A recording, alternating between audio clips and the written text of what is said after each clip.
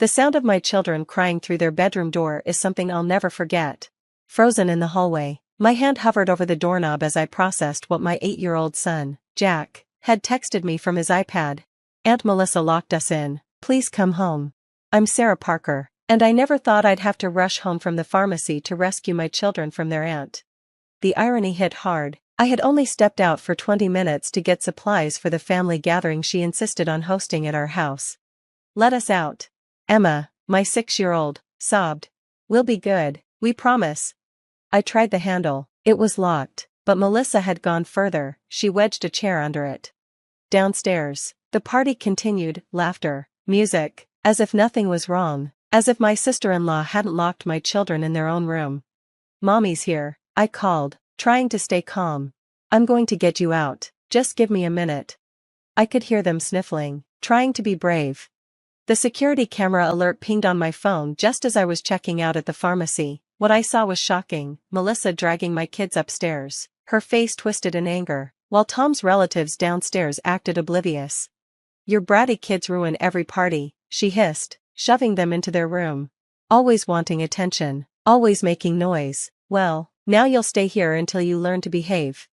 I had installed those cameras after noticing bruises on Emma's arms a few months back. She said she fell at school, but her voice told me something wasn't right. Tom called me paranoid when I suggested his sister might be involved. Melissa loves the kids, he insisted. She's just strict sometimes. Strict, I thought, rage bubbling up. I ran to our bedroom, grabbed the spare key from the dresser, and shakily unlocked the door. I could hear Melissa's voice from downstairs. Oh, the kids? They're just taking a nap. You know how they get at these parties. The door finally swung open. Jack and Emma rushed out, throwing themselves into my arms, their faces streaked with tears. She said we were bad, Emma hiccuped. She said we didn't deserve to be at the party. We weren't even doing anything wrong, Jack added, his voice trembling. We were just playing like you told us. I hugged them tightly, my heart pounding. You did nothing wrong, I whispered. Nothing at all. The camera still recorded, every word, every moment, captured. Footsteps on the stairs, I tensed. Say, Sarah, Melissa called with exaggerated sweetness. When did you get back? I was just coming to check on the children. I turned to face her as she reached the top of the stairs, her smile faltering when she saw the door open and my protective stance in front of my kids. Funny, I said coldly. I thought they were napping. She recovered quickly, adjusting her dress. Oh, they were so overexcited. I thought they needed some quiet time. You know how kids can be. Yes, I replied. I do know how kids can be. I also know how security cameras work. Her face drained of color. Security cameras? I pulled out my phone, showing her the footage, her dragging my kids upstairs, her cruel words, the chair against the door. I don't understand why you're making a big deal of this, she said, her voice shaking. I was just trying to maintain order. Those children of yours. Those children, I cut her off, are locked in their room. Care to explain why? Her eyes darted to the playroom door, then back to me. I have no idea what you're talking about. But I did. The footage had shown her sneaking boxes out of the room earlier. I had checked the cameras when Jack texted me. The playroom door had been locked, and she had made trips in and out of there throughout the day. Sarah, Tom's voice called from downstairs. Is everything okay? I glared at Melissa, whose smugness was now replaced by fear. No, I called. Everything is not okay. I think it's time we find out what Aunt Melissa's been hiding in the playroom. Tom's footsteps were close. I gripped my phone tightly. Whatever happened next, I had proof of how it started, and I had a feeling we were about to learn why Melissa had wanted my kids out of sight. Tom appeared at the top of the stairs, flushed from the party drinks. What's going on? Melissa said the kids were napping. His eyes dropped to Jack and Emma, still clinging to me. Your sister locked our children in their bedroom, I said, holding up my phone. And that's not all. Show him what she did, kids. Jack, ever brave, led Tom to the playroom door. Aunt Melissa took our stuff. Dad, she's been sneaking in and out all day. Tom tried the handle, frowning when it wouldn't budge. Mel, what's going on? Melissa's composure cracked. They have too many toys anyway, she snapped. Spoiled rotten, just like their mother. I was doing you a favor, Tom. A favor? I laughed without humor. Let's see what kind of favor you were doing. Tom, the spare key's in your office. As Tom went to get the key, I saw Melissa frantically texting. On the camera feed, her last message read, "Get them out, now, she knows." "Who are you texting, Melissa?" I asked, just as Tom returned with the key. She jumped, nearly dropping her phone. Tom turned the key with a click, pushing open the door. I kept the camera recording. What we saw made my blood run cold.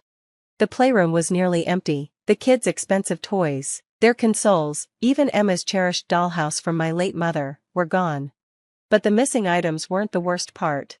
The room had been used for an online resale operation, shipping labels scattered the floor, a laptop showed multiple accounts on marketplace sites, a stack of receipts sat in the corner, sales records for items I recognized as belonging to my children. Tom picked up one of the receipts, his face pale. "Oh my God, Melissa, these are months old. How long have you been doing this?" "You don't understand." Melissa's voice cracked. "David lost his job. We needed the money. These kids have everything while mine make do with hand-me-downs. It's not fair."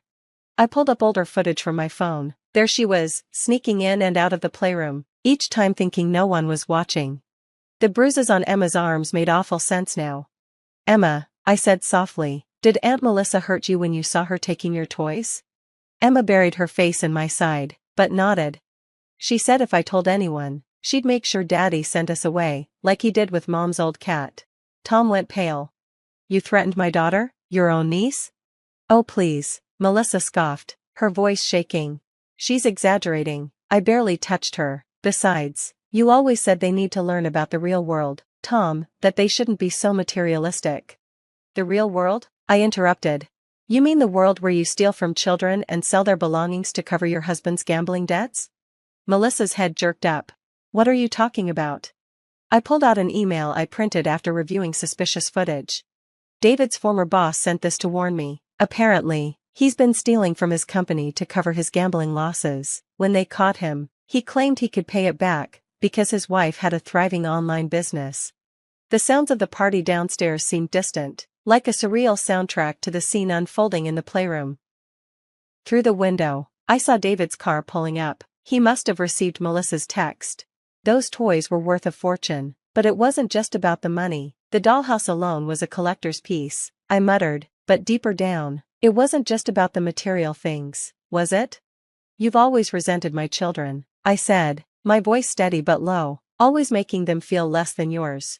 Melissa snapped. "They needed to learn their place," she yelled, her calm facade crumbling, "always showing off their new things, making my kids feel bad. You, with your perfect job, your perfect house, taking my brother away from his real family." "Mom," Jack's voice broke through, small but firm, "I have something to show you." He opened his iPad and showed her a photo. "Melissa, speaking into her phone weeks ago. Yeah, the stuff is legit. Rich brothers' kids, they get all the best things. Trust me, no one will know where it came from." Melissa lunged for the iPad, but Tom caught her arm. "Don't you dare touch him," he growled, tightening his grip. "Don't ever touch my children again." David rushed in, out of breath. "Mel, we need to go now. The buyers are asking questions about the merchandise." "The buyers?" Tom's voice hardened. "You've been selling my children's stolen toys?" David's face drained of color, his gaze flicking between his wife, the empty playroom, and the shipping labels. The sound of more footsteps came from upstairs, guests, drawn by the commotion. "Perfect timing," I said coolly, watching Melissa and David's faces fall. "I've already called the police. They're interested in your operation, especially after some buyers reported receiving fake items. That's fraud, right?" "You wouldn't," Melissa whispered, her eyes wide with panic. "We're family." "Family?" I held up my phone, showing footage of her locking my crying children in their room. "Family doesn't steal, threaten, or abuse kids. But you're right about one thing, they do have too many things. Let's see what the police have to say about where all that stuff went." The sirens in the distance made David stumble backward. Melissa collapsed, mascara streaking down her face. Tom turned to the guests in the doorway. "Party's over. I think we all need a family meeting about what's been going on under our noses." I pulled my children close, watching as the realization hit Melissa and David. The security cameras had captured it all. Sometimes, the best revenge isn't about getting even, it's about exposing the truth. The weeks after the arrests were a blur. The police investigation uncovered that their scheme was much larger than anyone had imagined. We tracked over $50,000 in fraudulent sales. Detective Morris told me, your security footage gave us the final pieces of the puzzle. Sitting in our new playroom, Emma set up her replacement dollhouse, courtesy of the insurance claim, and I reflected on how different things might have been if I hadn't trusted my instincts. Tom had been quiet since that day, torn by the betrayal of his sister, someone he had always defended. One evening, after putting the kids to bed, he finally spoke up. I should have listened to you, he said, his voice rough. All those times you said something was wrong, I didn't want to see it. I reached for his hand. You saw what you wanted to see, she was your sister. He muttered bitterly, I don't even know who she is anymore. The family divided. Some, like Tom's parents, were in denial, insisting Melissa must have had reasons for her actions. Others, whose kids had lost toys too, were furious. Jack and Emma were healing in their own ways. The therapist we'd seen helped them process the betrayal. Emma's bruises had faded, but the emotional wounds would take longer. Why did Aunt Melissa hate us so much? Jack asked one night at dinner. Was it because we had nice things? No, sweetheart, I explained, taking a deep breath. Aunt Melissa made bad choices because of her own problems. This wasn't your fault. The preliminary hearing was set for next month, but we'd already decided the kids wouldn't attend. Their statements had been given to a child advocate, and our security footage, along with their recordings, provided enough evidence. Tom's parents tried to intervene. They showed up one Sunday afternoon, uninvited. You have to drop the charges, his mother begged. She's getting help. David's in rehab. They've learned their lesson. Like Emma learned her lesson when Melissa twisted her arm? I asked quietly. Or like Jack learned his lesson when she locked them in their room? That's different, his father argued. Kids need discipline. Tom, who had been silent until then, stood up. Get out, he said, voice shaking. Get out of our house right now. My children were abused. Their things were stolen. And you're defending the people who hurt them? We're done. I'd never been prouder of him. The insurance company helped track and recover some stolen items through online marketplace records. Emma's original dollhouse was found in a collector's home 3 states away. The woman who bought it returned it at her own expense.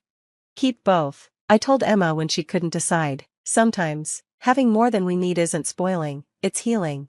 Melissa tried reaching out before the trial, using a burner phone while under house arrest. Sarah, please, she begged. You don't understand, always being compared to you, the perfect mother, the perfect everything. I just wanted to take something from you. You didn't take from me, I replied coldly. You took from innocent children, your own family, and now, you have to live with that. I blocked her number and hung up. The security cameras stayed up, but now, they captured different moments. Jack teaching Emma to ride her bike, Tom organizing a family game night, the kids, safe and happy, playing freely. One evening, I found Jack adding password protection to his iPad. Just in case, he said, his tone wise beyond his years. But Mom, thanks for believing us, even before we had proof. I hugged him tight, reminded that our children often see and understand more than we realize. Then came a surprise, a letter from David's former boss, who had been following the case. I'd like to set up a trust fund for Jack and Emma's education, equal to the amount David stole. Let some good come from this. Tom and I decided to tell the kids about it when they're older. For now, they were healing, playing, and learning to trust again. The cameras still captured our lives, but these days, they only recorded joy, laughter, and the chaos of a happy family. Melissa and David eventually took plea deals. They would serve time, pay restitution, and, most importantly, never be allowed unsupervised contact with minors again. Some family members still think we were too harsh, but looking at my children, finally free from their aunt's cruelty, I know we did the right thing. Sometimes the biggest betrayals come from those closest to us, but they also show us who we really are, and who we choose to be. We chose to stand up for our children, to believe them, and to fight for justice. In the end, that's what family should really mean. Thanks for watching, see you in the next video, stay stunned.